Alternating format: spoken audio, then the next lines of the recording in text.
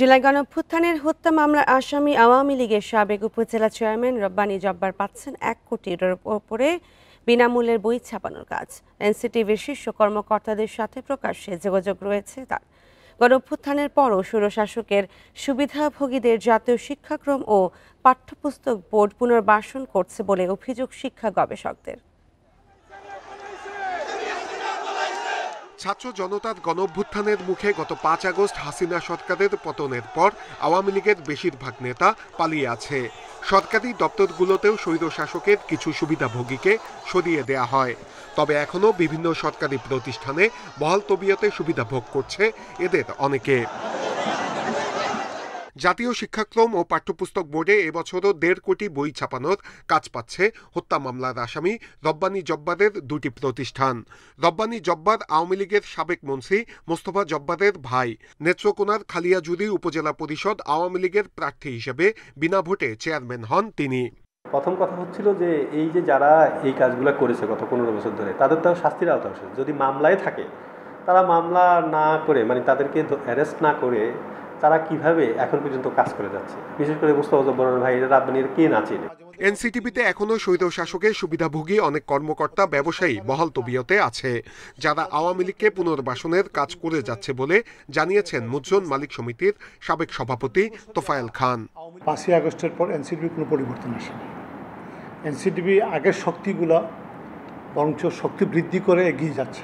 এনসিটিভির একটি চক্র এবং এই আওয়ামী লীগের এই ব্যবসায়ী চক্র মিলে শর্তর বেড়া জালে বড় অনেকে সরায় রাখতেছে, অনেকে দ্বারের কাছে যাইতে পারতেছে। এনসিটিভি অবশ্য বলছে দরপত্রের মাধ্যমে কাজ পেলে কিছুই করার থাকে না, এরপরও বিষয়টি দেখা হবে। প্রতিষ্ঠান দেখবে হলো আইন কানুন রুলস অ্যান্ড রেগুলেশন ফলো করে আসছে কিনা লোকজন, যারা আসবে তারাই, সেটা সেই অর্থে। আর আপনি যে কথাটা বলছেন সেটা সেই অর্থে যদি কোনো ধরনের কোনো ইনস্ট্রাকশন বা কোনো ধরনের অ্যালিগেশন পাওয়া যায় সেটা তাহলে অবশ্যই আমরা এটার একটা ব্যবস্থা যাবে। তবে সব কিছু প্রক্রিয়াগত আইনগতভাবে মধ্যে দিয়ে আমার যেতে হবে।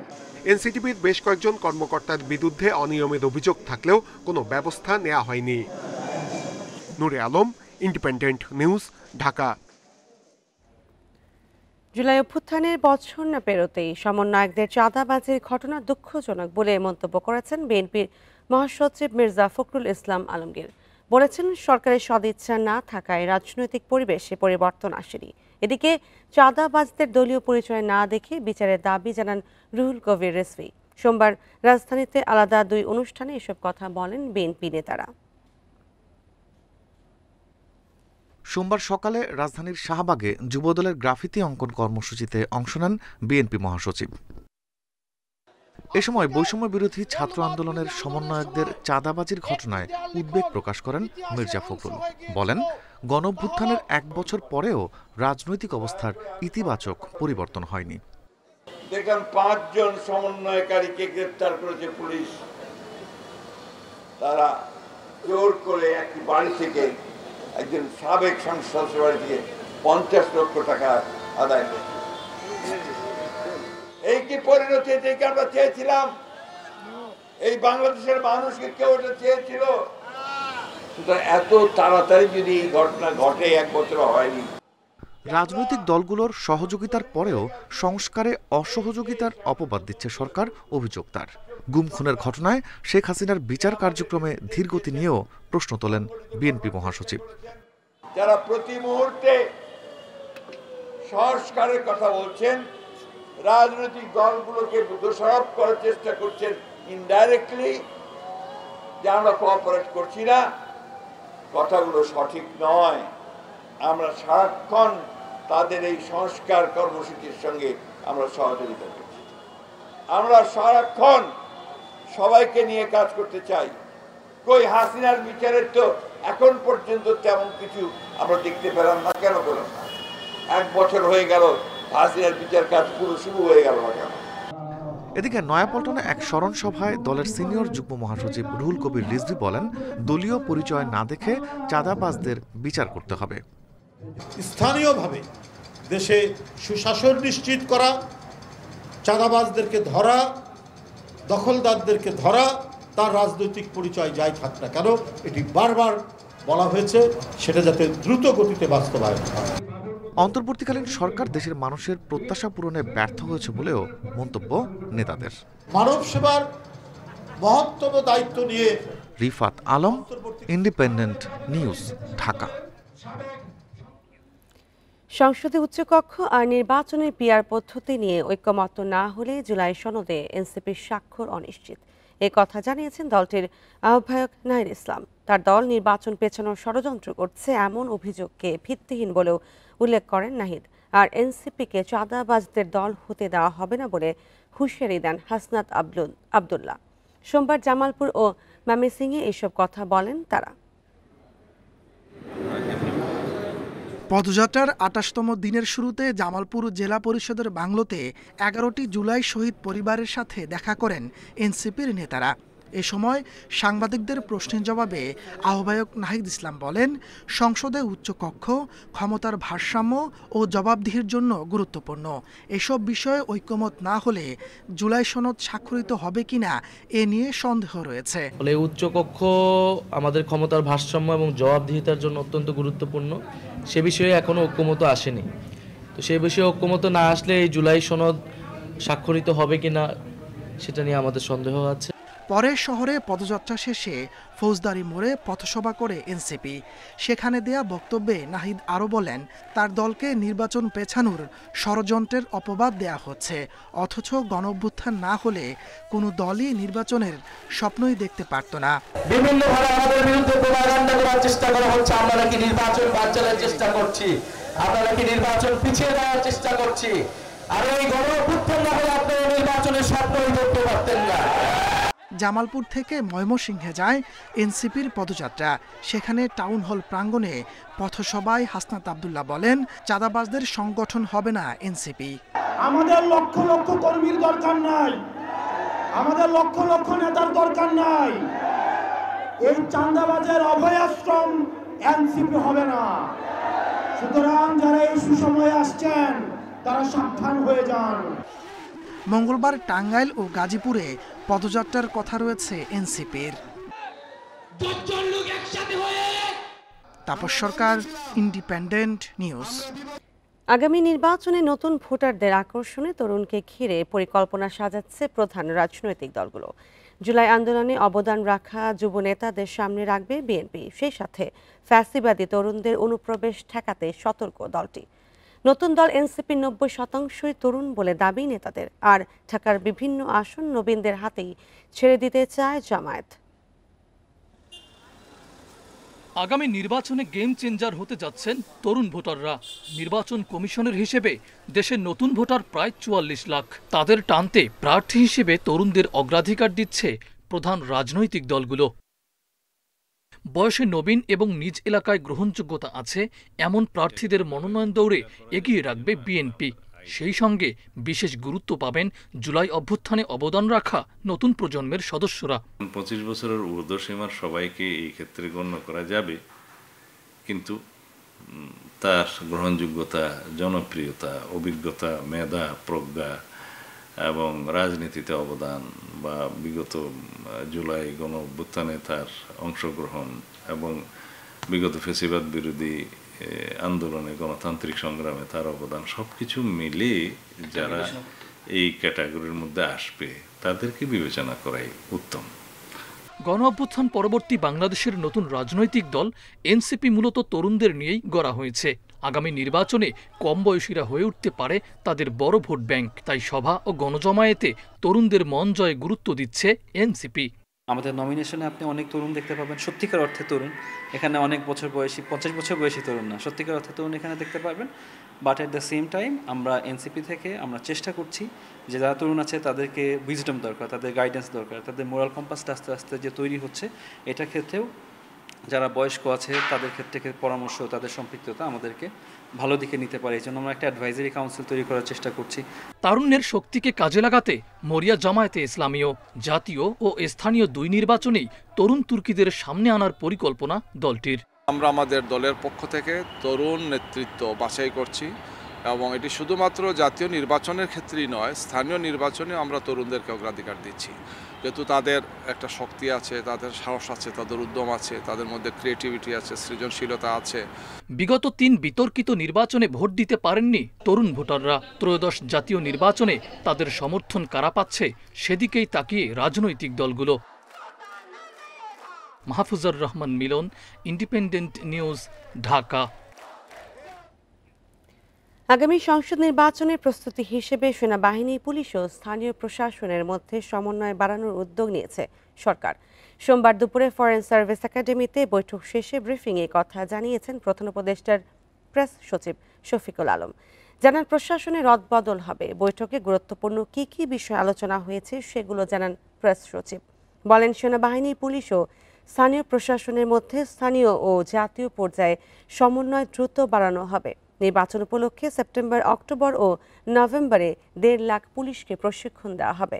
নির্বাচন সামনে রেখে প্রচুর ভুল তথ্য প্রচার করা হচ্ছে জানিয়ে শফিকুল আলম বলেন, ভবিষ্যতে এটি আরও বাড়তে পারে। তাই দ্রুততম সময়ের মধ্যে চালু হতে যাওয়া জাতীয় তথ্য কেন্দ্রে এসব ভুল তথ্য চিহ্নিত ও যাচাই করা যাবে। কিছুদিন আগেও নির্বাচনের আইন শৃঙ্খলা পরিস্থিতি বিষয়ে প্রধান উপদেষ্টা এরকম সভা করেছিলেন। পুলিশের প্রস্তুতির কথা বলা হয়েছে। 1.5 লক্ষ পুলিশের ট্রেনিং হবে ইলেকশনের বিষয়ে। ন্যাশনাল ইনফরমেশন একটা সেন্টার, যেখানে আমরা খুব দ্রুততার সাথে এই ডিসইনফরমেশনগুলোকে আমরা ডিবাঙ্ক করতে পারবো, সেইটার একটা ক্রিয়েট করার চিন্তা ভাবনা হচ্ছে। রাজনৈতিক দলগুলোর কাছে জুলাই সনদের খসড়া পাঠিয়েছে ঐক্যমত্য কমিশন। বুধবার দুপুরের মধ্যে বিষয়ে মত চায় তারা, তবে এখনও কয়েকটি বিষয় ঐক্যমত্য হয়নি। সাংবিধানিক পদে নিয়োগের পদ্ধতি নিয়ে সোমবারের বৈঠক থেকে বিএনপির ওয়াকআউটের ঘটনাও ঘটে, যদিও এ নিয়োগে আলাদা কমিটি গঠনে অনড় জামায়াত ও এনসিপি। চলমান আলোচনায় 20তম দিনের মতো জাতীয় ঐক্যমত্য কমিশনের এ বৈঠক। তত্ত্বাবধায়ক সরকার ফেরানোই সবাই একমত হলেও এর প্রক্রিয়া নিয়ে সমাধানে আসা যায়নি এখনো। সোমবারের বৈঠকে তত্ত্বাবধায়ক ছাড়াও পিএসসি, দুদক, মহাহিসাব নিরীক্ষক ও ন্যায়পাল নিয়োগের পদ্ধতি নিয়েও আলোচনা হয়। তবে এই ইস্যুতে ওয়াকআউট করে বিএনপি। কিছু সংবিধিবদ্ধ প্রতিষ্ঠানের নিয়োগের জন্য যে কমিটি করার কথা বলছে এবং সংবিধানে রাখার কথা বলছে, সেই বিষয়ে আমরা একমত নই। কিন্তু পরবর্তীতে আমরা বিচার বিশ্লেষণ করে সবার সাথে আলোচনা করে আমরা কিছু কিছু জায়গায় আমরা ছাড় দিয়ে এক জায়গায় এসেছি। সাংবিধানিক পদে নিয়োগ, আলাদা কমিটি গঠন এবং তা সংবিধানে অন্তর্ভুক্তির ব্যাপারে অনড় জামায়াতে ইসলামী ও এনসিপি। দলীয় নিয়োগ, দলীয়করণ এবং জনবান্ধব নয় এমন প্রতিষ্ঠান না করে আমরা যদি দলীয়করণের বাইরে এসে প্রতিষ্ঠানগুলোতে নিয়োগ কার্যক্রম সম্পূর্ণ করতে পারি, তাহলে সামগ্রিকভাবেই দেশের অগ্রগতি সাধিত হবে। দুইটা ভাবে এটা হতে পারে। এক হচ্ছে অধ্যাদেশ প্রোক্লেমেশনের মাধ্যমে হতে পারে, পরে যে গভর্নমেন্টে আসবে তারা ওয়াদা করবে, এটাকে তারা রেটিফাই করে দেবে। সে আরেকটা অল্টারনেটিভ হচ্ছে গণভোট, এটা হতে পারে। এমন বাস্তবতার মাঝেও জুলাই সনদের খসড়া সব রাজনৈতিক দলকে পাঠিয়েছে ঐক্যমত্য কমিশন। বুধবার দুপুরের মধ্যে মতামত চাই তারা। নিয়োগ বিধান নিয়ে ভিন্নমত হলেও সরকারি কর্ম কমিশনকে শক্তিশালী করা, রাজনৈতিক প্রভাবমুক্ত রাখার বিষয়ে রাজনৈতিক দলগুলোর মধ্যে ঐক্যমত্য আছে।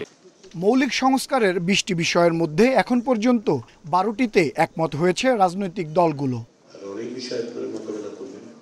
আনোয়ার সাদাত নূর, ইন্ডিপেন্ডেন্ট নিউজ, ঢাকা। রাজধানীর আকাশ প্রতিরক্ষা ও নিরাপত্তা নিশ্চিত করতে ঢাকাতেই জঙ্গি বিমান ঘাঁটি রাখা অত্যাবশ্যক। বর্তমানে ঘাঁটি সরিয়ে নেওয়ার কোনো পরিকল্পনা নেই। সোমবার দুপুরে তেজস্ক্রয়ার এভিয়েশন ইউনিভার্সিটিতে সংবাদ সম্মেলনে এই কথা জানান বিমান বাহিনীর বিমান পরিচালনা পরিদপ্তরের পরিচালক এয়ার কমোডর শহীদুল ইসলাম। উত্তরায় মাইলস্টোনে স্কুল দুর্ঘটনার সময় পাইলট তৌকিরের সঙ্গে শেষ মুহূর্ত পর্যন্ত যোগাযোগ ছিল বলে জানান তিনি।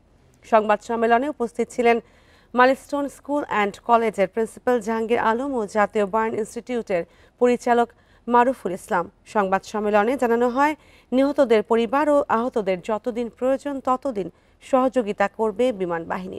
বিমান দুর্ঘটনা তদন্তে চীন থেকে একটি টিম আসবে।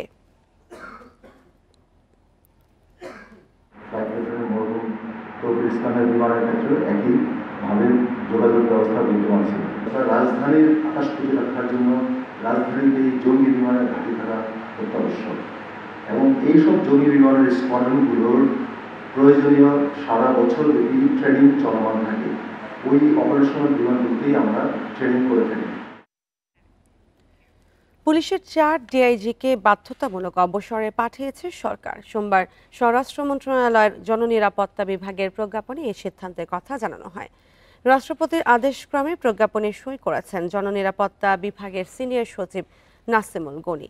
যেসব কর্মকর্তাকে বাধ্যতামূলক অবসরে পাঠানো হয়েছে তারা হলেন ঢাকা রেঞ্জ ডিআইজির কার্যালয়ের সংযুক্ত ডিআইজি আতিকা ইসলাম, ঢাকা রেলওয়ে পুলিশের সংযুক্ত ডিআইজি মোহাম্মদ মাহবুব আলম, শিল্পাঞ্চল পুলিশের সংযুক্ত ডিআইজি মোহাম্মদ মনির হোসেন এবং ঢাকার পুলিশ টেলিকমের সংযুক্ত ডিআইজি AKM নাহিদুল ইসলাম। জনস্বার্থে তাদেরকে সরকারি চাকরি থেকে অবসরে পাঠানোর কথা প্রজ্ঞাপনে জানানো হয়েছে। বিধি অনুযায়ী তারা অবসরের সব সুবিধা পাবেন। জনস্বার্থে জারি করা এই আদেশ অবিলম্বে কার্যকর হবে।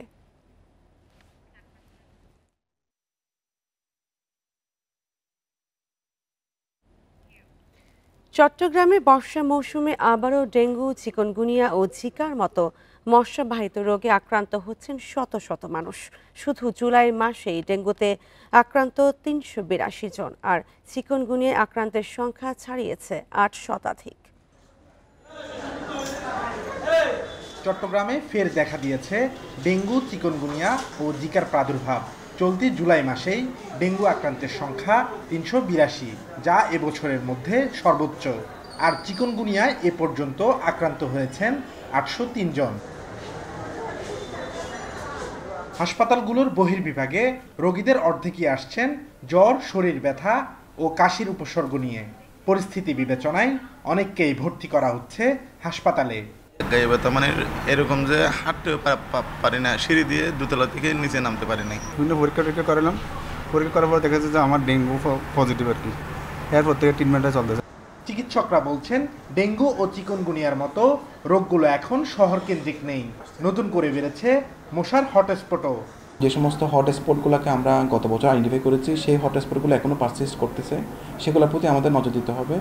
এবং এটা ডেঙ্গুটা এখন হটস্পটের বাইরে থেকে আমরা রোগীগুলো পাচ্ছি। আক্রান্ত বাড়লেও মৃত্যুহার কম, তাই আতঙ্কিত না হয়ে সচেতন থাকার পরামর্শ দিচ্ছে স্বাস্থ্য বিভাগ। মানুষ অনেক সচেতন হয়েছে। যখনই শনাক্ত হয় মানুষের মধ্যে আমরা প্রচুর পানি পান করা, বিশ্রাম করা, এখন ডাক্তার শরণাপন্ন হওয়া, যখন ব্লাড প্রেশার কমে যাবে তখন হসপিটালে ভর্তি হয়ে ভলিউমটা এক্সপান্ড করার জন্য আমরা পরামর্শ দিচ্ছি। গেল বছর চট্টগ্রাম নগরীতে ডেঙ্গুর 23টি হটস্পট চিহ্নিত হলেও নতুন করে এবার হয়নি জরিপ। ফলে পুরনো গবেষণায় চলছে মশক নিধন। এক্সট্রা জনবল এখানে ইনক্লুড করব, ওষুধের পরিমাণটা বাড়াবো, স্প্রের পরিমাণটা বাড়াবো, ফগিংয়ের পরিমাণটা বাড়াবো। এটা গতকাল আমাদের আরও এমফাসাইজের ব্যাপারে আরেকটা মিটিং হয়েছে। ইনশাল্লাহ ভেরি সুন এটা হয়তো আমরা কন্ট্রোলে নিয়ে আসতে পারবো। ডেঙ্গুতে চট্টগ্রামে এবার মারা গেছেন 8 জন, এদের মধ্যে 6 জনই মারা গেছেন জুলাই মাসে। তবে কোনো মৃত্যুর ঘটনা নেই চিকুনগুনিয়া আক্রান্তদের। Abdullah Rakib, Independent News, Chittagong. দেশের মোট বিদ্যুতের 12 ভাগের যোগান দেয় তরল জ্বালানি নির্ভর কেন্দ্রগুলো, কিন্তু মোট খরচের 30 ভাগই যায় এমন বিদ্যুতে, যা সরকারের ওপর বরাবরই ভর্তুকির চাপ বাড়াচ্ছে বলে মনে করেন জ্বালানি বিশ্লেষকরা। তাদের মতে সৌর বিদ্যুতের মাধ্যমে কম সময়ের মধ্যেই অতিরিক্ত খরচের কেন্দ্রগুলোর বোঝা কমানো সম্ভব।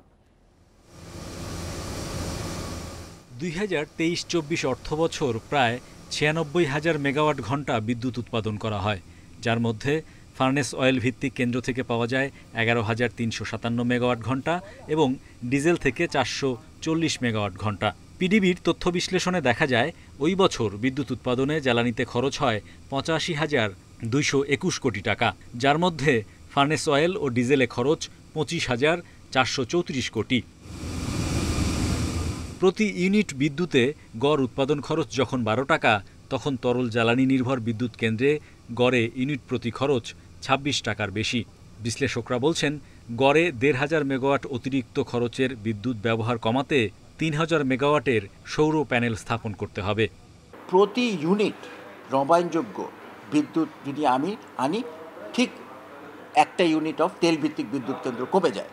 সো এইটার ব্যাপারে আমরা কেন বসে আছি? এখনও আমরা 700 মেগাওয়াটে সারা দেশে পড়ে আছি। 2 বছর থেকে আমরা বলছি যে আমাদের নবায়নযোগ্য বিদ্যুৎ বাড়ানো দরকার, কিন্তু আমরা সেই হারে বাড়াতে পারছি না। মুখে অনেক কথা শুনছি। গড়ে প্রতি ইউনিট বিদ্যুৎ বিক্রি হয় 9 টাকার নিচে। অন্যদিকে উৎপাদন খরচ 12 টাকা, তাই বছরে 40,000 কোটি টাকা ভর্তুকি গুনতে হচ্ছে সরকারকে। জ্বালানির দাম বাড়লে বাড়ে ভর্তুকির চাপও। অন্যদিকে গবেষকরা বলছেন, প্রযুক্তির দ্রুত উন্নতি হওয়ায় কম খরচে নবায়নযোগ্য বিদ্যুৎ পাওয়া সম্ভব। আমরা যদি ভর্তুকির চাপ কমাতে চাই তাহলে অবশ্যই আমাদের এই সবচেয়ে এক্সপেন্সিভ পাওয়ার প্ল্যান্টগুলো এগুলোর ব্যবহার কমাতে হবে। উপায় হচ্ছে দিনের বেলায় পিক আওয়ারে আমরা সর্বোচ্চ সোলার ব্যবহার করতে পারি কিনা। 2 থেকে 3 হাজার মেগাওয়াট যদি আমরা সোলার ব্যবহার করতে পারি পিকিং আওয়ারে, তাহলে আমরা এই পাওয়ার প্ল্যান্টের ব্যবহার কমাতে পারবো। দেশে এখন ব্যবহৃত বিদ্যুতের 2% মিলছে সৌর, বায়ু, জলশক্তির মতো নবায়নযোগ্য খাত থেকে, যা 2030 সাল নাগাদ 20% উন্নীত করার পরিকল্পনা সরকারের। Hari Saha, independent news, Dhaka. লক্ষ্মীপুরের 5 উপজেলায় 36টি ইউনিয়ন পরিষদে স্থাপন করা হয়েছে গণপাঠাগার। এতে করে প্রান্তিক পর্যায়ে পাঠক বাড়বে বলে আশা করা হচ্ছে। পর্যায়ক্রমে জেলার বাকি 22টি ইউনিয়ন পরিষদেও গণপাঠাগার স্থাপন করা হবে বলে জানান জেলা প্রশাসক। এক কক্ষের পাকা ঘরের 3 পাশে আলমারি, তাতে সাজানো সারি সারি বই, গল্প, উপন্যাস, ধর্ম, সায়েন্স ফিকশন আলাদা করে ভাগ করে রাখা হয়েছে। রয়েছে কবিতা, কিশোর সাহিত্য, ইতিহাস, খেলাধুলা, বিজ্ঞান, রাজনীতির বইও। লক্ষ্মীপুর সদর উপজেলার বশিকপুর ইউনিয়ন পরিষদ কার্যালয়ের গণপাঠাগারের দৃশ্য এটি। শুধু বশিকপুর নয়, লক্ষ্মীপুর জেলার 5 উপজেলার 36টি ইউনিয়ন পরিষদ কার্যালয়ে গণপাঠাগার স্থাপন করা হয়েছে। জেলা ও উপজেলা প্রশাসনের উদ্যোগে পাঠাগার তৈরি করা হয়। ব্যতিক্রমী উদ্যোগে খুশি সাধারণ মানুষ। এখানে রেস্ট নেওয়া বা বই পড়ে বই দেখে, তো আসলে উদ্যোগকে আমরা স্বাগত জানাই। মোবাইল নিয়ে ব্যস্ত থাকে, তার চেয়ে এখানে যেহেতু উন্মুক্ত গ্রন্থাগার, এখানে এসে বই পড়লে বই থেকে অনেক কিছু জানা যায়। সেবাগ্রহীতারা বলছেন, ইউনিয়ন পরিষদে সার্ভার জটিলতার কারণে অনেক সময় কাজের বিলম্ব হয়। এই সময় পাঠাগারে বসে বই পড়ে সময় কাটাতে পেরে খুশি তারা। আমাদের বেকার টাইমটা এখানে আসতে আমরা বসে থাকা লাগে বা মোবাইল দেখা লাগে, কেউ আজে বাজে কথা বলে, এগুলো না করে আমরা বসে বই পড়তে পারি। বড়দের জন্য আছে আপনার গল্পের বই আছে, দর্শন, তারপর হচ্ছে মুক্তিযুদ্ধ, ইসলামিক বই। জেলা প্রশাসক জানান, আলোকিত মানুষ গড়তে বই পড়ার বিকল্প নেই। পাঠাগার এই অঞ্চলে আলোকিত মানুষ গড়তে সহায়ক হবে, সেই চিন্তা থেকে পাঠাগার স্থাপন করা হয়েছে। নতুন প্রজন্মের ছেলেমেয়েরাও এতে আকৃষ্ট হচ্ছে। আমরা যদি বইয়ের মধ্য দিয়ে সৃজনশীলতা এবং মননশীলতার চর্চার মধ্য দিয়ে আমাদের ছেলে মেয়েদেরকে বড় করে তুলতে পারি, আগামী দিনে আমরা খুব ভালো ইতিবাচক জ্ঞান বুদ্ধি সম্পন্ন এবং দেশপ্রেমিক একটি প্রজন্ম পাব। লক্ষ্মীপুর 5 উপজেলার 36টি ইউনিয়ন পরিষদে গণপাঠাগারে বই আছে প্রায় 20,000। Independent news. বাংলাদেশ মানেই সুন্দরবন আর ডোরাকাটা বাঘ, কিন্তু খাবারের অভাবে বিপন্নতার ঝুঁকিতে এই প্রাণী। চোরা শিকারীদের কারণে হরিণ শূন্য হচ্ছে সুন্দরবন। বিভিন্ন স্থানে পেতে রাখা হচ্ছে লোহার তারের ফাঁদ। আটকা পড়ছে হরিণ, বাঘ, শাবক সহ বন্য প্রাণী। গেল 3 মাসে এমন প্রায় 4,000 ফাঁদ জব্দ করা হয়েছে। বরগুনায় পাথরঘাটা এলাকায় সক্রিয় প্রায় 150 শিকারী। বাঘ রক্ষায় এদের বিরুদ্ধে কঠোর ব্যবস্থা নেওয়ার আহ্বান প্রাণী গবেষকদের। ডোরাকাটা বেঙ্গল টাইগারের শেষ আবাসস্থল সুন্দরবন। নোনাপানির জোয়ার ভাটার বনে অভিযোজিত হয়ে টিকে আছে এই বাঘ।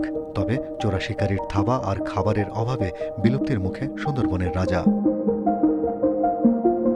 বনের হরিণ, শূকর ও বানর বাঘের প্রধান খাবার। সেখানেও চোরা শিকারীর থাবা। পূর্ব সুন্দরবনে প্রায় প্রতিদিনই জব্দ করা হচ্ছে তাদের পেতে রাখা ফাঁদ। বন বিভাগ জানায় 3 মাসে হরিণ শিকারের 4,000 মালা ফাঁদ জব্দ করা হয়েছে। শুধু হরিণই নয়, ধরা পড়ছে বন্য অন্য প্রাণীরাও। আর সবচেয়ে বেশি চোরা শিকারী বরগুনার পাথরঘাটায়। 150 জন দাগী আমরা হরিণ শিকারীকে আমরা শনাক্ত করেছি। এবার তাদের বিরুদ্ধে মামলা আছে। এই সুন্দরবন সংলগ্ন যে পাথরঘাটা উপজেলার যে জ্ঞানপাড়া, চরদুয়ানি এই অংশ থেকে, এবং একটা সংঘবদ্ধ চক্রই আছে, তারা সুন্দরবনে ফাঁদ পাতে। এই শিকারীরা কিন্তু এখন এই ওয়্যারও ইউজ করছে, মেটাল ওয়্যার। বাংলাদেশের ভেতরে সুন্দরবনের আয়তন ৬,০০০ বর্গ কিলোমিটার। এর মধ্যে বনের ৪,০০০ কিলোমিটার ডাঙায় বাঘের আবাস। গবেষকদের হিসাবে এই এলাকায় সর্বোচ্চ ৪০০ বাঘ বেঁচে থাকতে পারে। তবে ২০২৪ সালের জরিপ অনুযায়ী বনে বাঘ আছে ১২৫টি। সরকারের বিভিন্ন প্রতিষ্ঠান এখানে গিয়ে চোর ডাকাতদেরকে ধরেছেন, তাদের সাথে সমঝোতা করেছেন, কিন্তু আলটিমেট নেট রেজাল্ট কিন্তু আমরা দেখছি না। যদি হরিণ এখনও শিকার হয়ে থাকে, ইটস এ লোকাল সিন্ডিকেট এবং ইট ইজ, আমি মনে করি ইট ইজ কন্ট্রোলেবল। সরকার যদি সচেষ্ট হন, এটা কন্ট্রোল করা সম্ভব। সুন্দরবনে বাঘ রক্ষায় দ্বিতীয় প্রজন্মের টাইগার অ্যাকশন প্ল্যান প্রকল্প চলমান। গঠন করা হয়েছে ৪৯টি ভিলেজ রেসপন্স টিম। ক্রমান্বয়ে বাঘের সংখ্যা বাড়ছে বলে দাবি বন বিভাগের।